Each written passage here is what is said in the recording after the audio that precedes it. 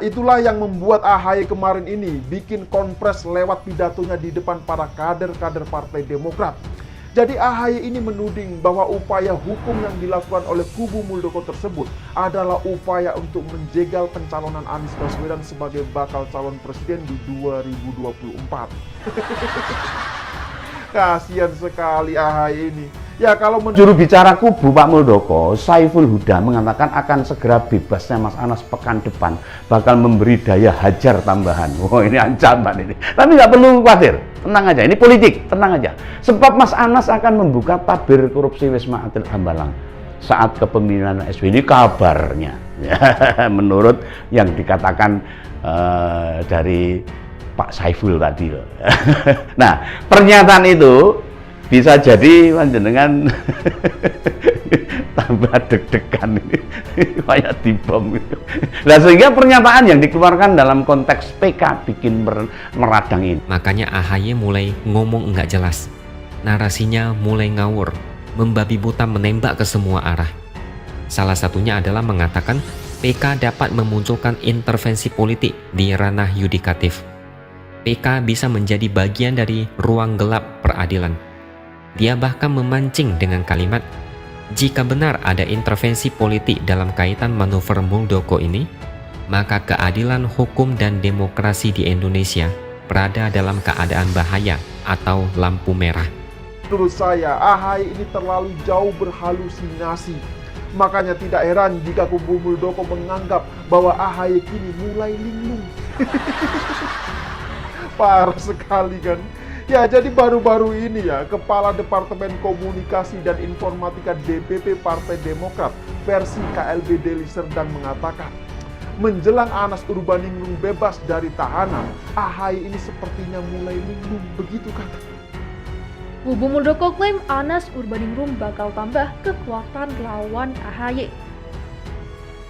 Kubu Kepala Staf Presiden atau KSP Muldoko mengklaim bahwa sosok Anas Urbaningrum akan memberi daya hajar tambahan bagi Partai Demokrat dan Agus Harimurti Yudhoyono dalam proses peninjauan kembali atau PK di Mahkamah Agung.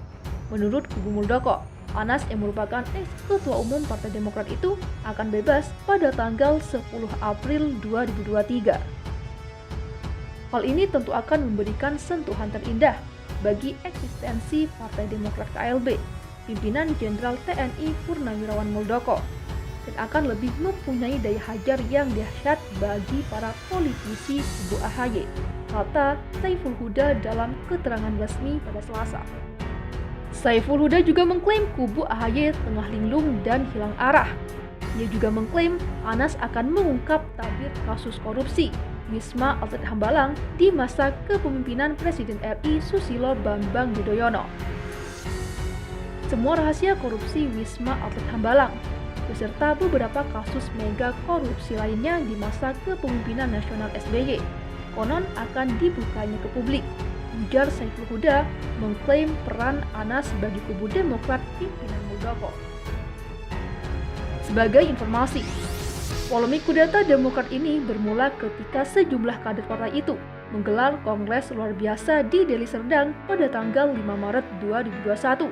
KLB Deli Serdang itu menetapkan KSP Muldoko sebagai Ketua Umum Partai Demokrat. Langkah tersebut memantik sengketa internal Demokrat.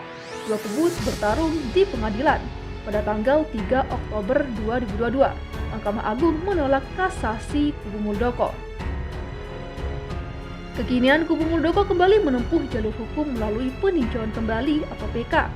AHY pun mengklaim langkah PK Muldoko bertujuan untuk menggagalkan Anies maju sebagai Capres 2024. Menurutnya, pengajuan PK oleh Muldoko dilakukan pada tanggal 3 Maret 2023, tepat sehari seusai Partai Demokrat resmi mengusung mantan Gubernur DKI Jakarta itu sebagai bakal Capres.